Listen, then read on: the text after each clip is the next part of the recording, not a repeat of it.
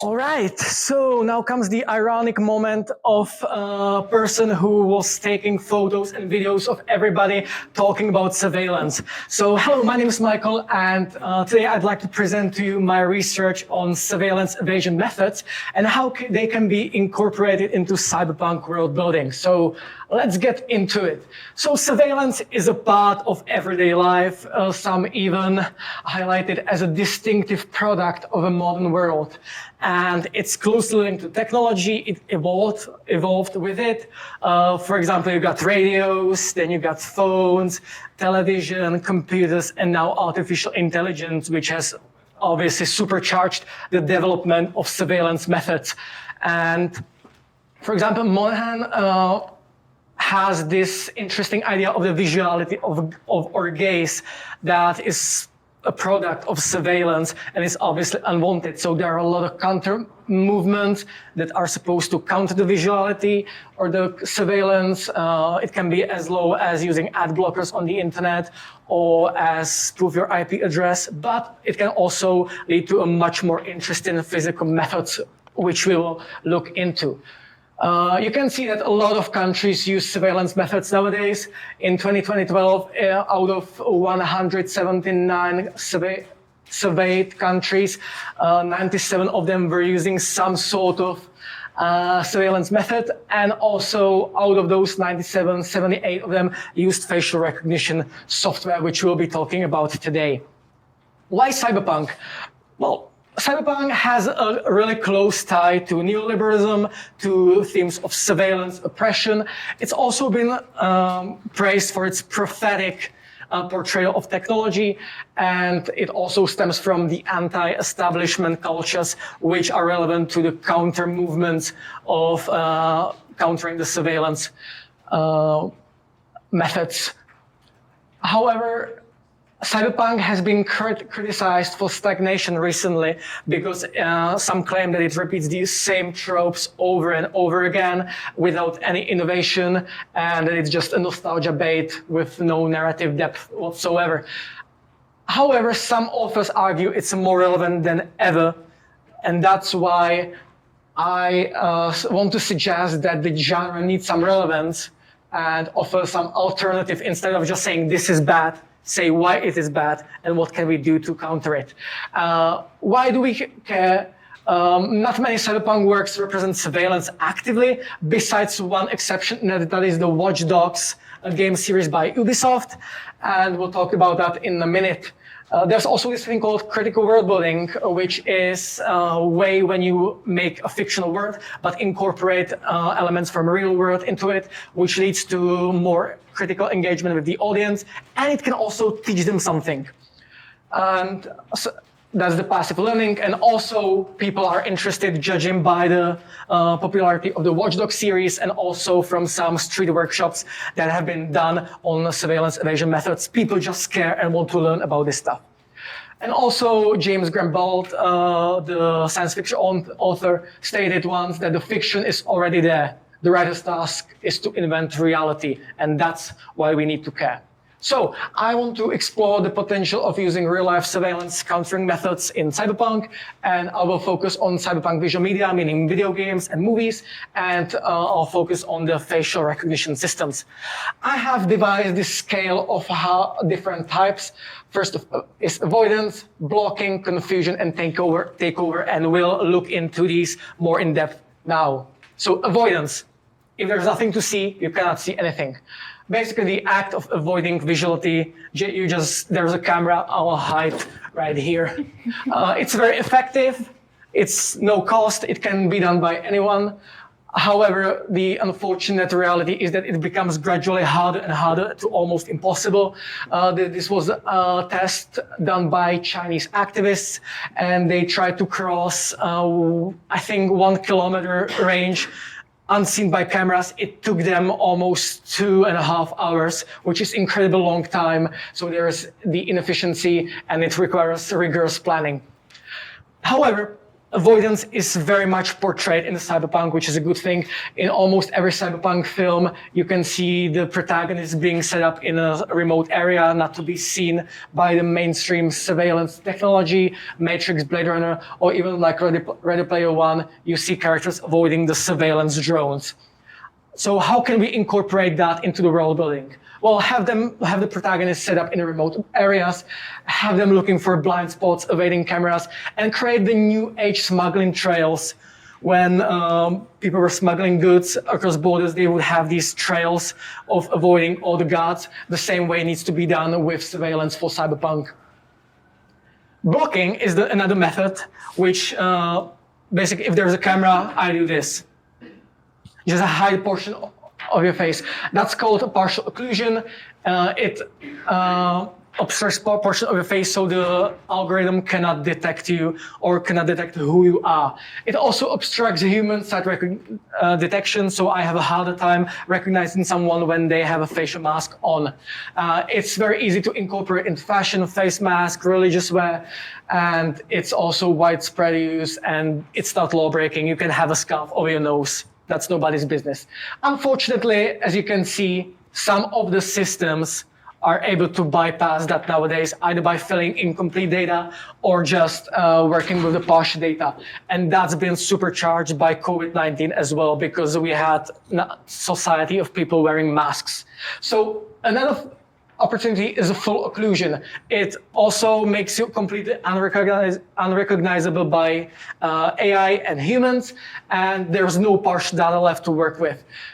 Another narrative pro is that, for example, the Guy Fawkes mask is very much synonymous with resistance, unity, so there's also the narrative already working for us. Unfortunately, it totally eliminates the social interaction between people, because if you're talking to someone wearing a plastic mask of someone else's face, that's gonna be a bit uncanny, isn't it?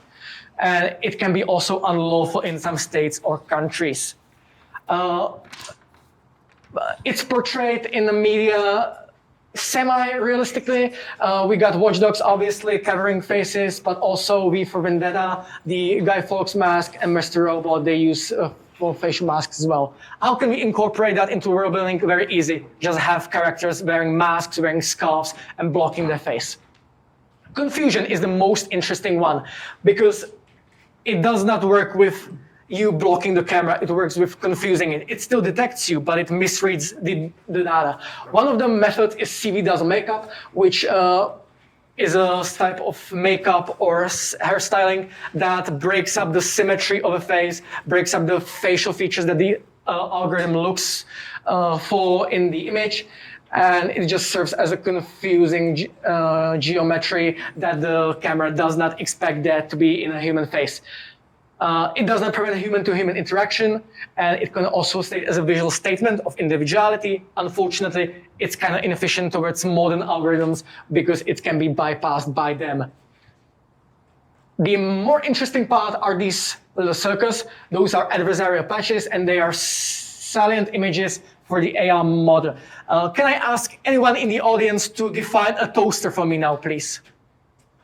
What is a toaster? How do you recognize something as a toaster? Metal box. It's rectangular, has holes on the top, it can make you a toast. Cool. That's not how computers see. Computers have very different vision to us. This is an example that speaks for itself. What is this? It's a banana. Very high chance. I'll put the image of a toaster. It's still a banana. This is just an image. But once I put the adversarial patch, which is what the computer's definition of toasterness looks like, it's now 100% certain that's a toaster. So how can we use that?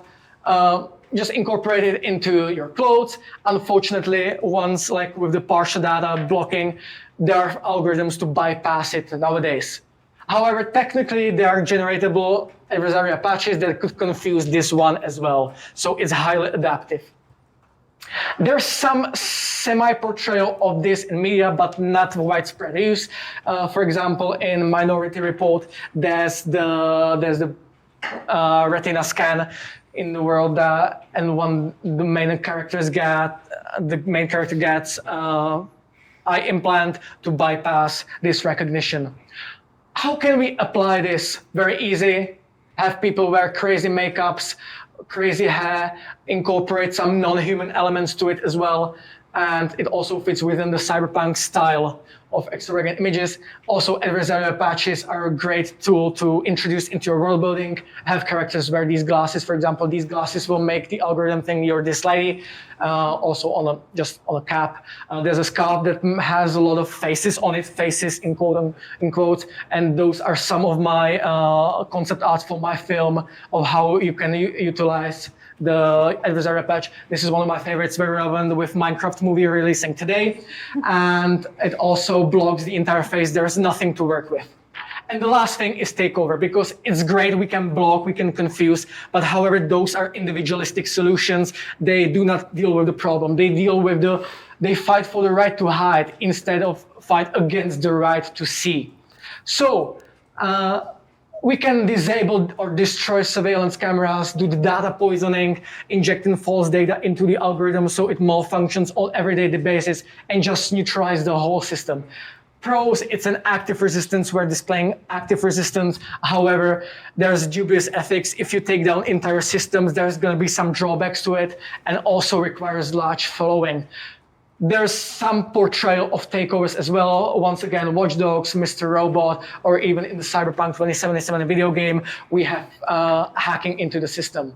So, how can we incorporate that? Obviously, have characters systematically engage with breaking the systems, have hackers infiltrating them, implanting poison data, and also if you want to obtain the adversarial patch, as discussed previously, you have to work with the data that's already in the system. So conclusions. I want to argue that there's enough visual and narrative data to work with to incorporate these methods into cyberpunk. I think it's time for us to start using them in order to make the worlds more realistic and also to enlighten the public audience on these methods as well. So have characters encountering surveillance systems, so they're not just, oh, this world is dystopian. No, show the surveillance in real life. Actively show a resistance to them. I don't want to be surveyed, so I hide from the camera, I block the camera, I confuse the camera, and feature real-life inspired methods, because all of these methods we have discussed today are to some extent applicable and useful. Suggestion for further research obviously needs to be done to go into books, not just visual media, application of digital methods of evasion, like I said, ad blocking, IP spoofing, etc. And try just to expand on this. These are my references. I think this counts as a sign of insanity. And thank you for your attention. Any questions? I managed to do it. Okay. It was okay. Yeah. Yes. I'm going to do that very annoying thing because I have to run to another meeting, but I was going to say that was really interesting. And I think if you're looking to develop this, first of all, maybe think about linking up with some fashion students, because those kind of sketches of ideas for the patches, I think that could be something really cool that could come to life in a really interesting way. And I think you should look at submitting this to Surveillance and Society. I've actually been looking into that because I came across it yesterday. I was like, yeah, I should probably submit it. Yeah, I think this is really within their remit, and I think there's a lot in there that I think they would be interested in. So, yeah, just Thank you. about that. Especially kind of in terms of traveling to the States, there's been an intensification of kind of surveillance practices. Do you think that your everyday citizen is going to become more aware of these kinds of techniques kind of in the real world? Well, certainly I hope so. I should hope so, but unfortunately, everything we kind of discussed kind of falls into either niche artistic territory or computer science territory, which are both fields that are very hard to navigate for public audience. So that's why I advocate for using these methods in film or in literature to kind of highlight the potential of these methods in being interested in them and in active countering of these methods instead of just passively accepting them. Using kind of the pop culture as a caution to get through to people. Indeed.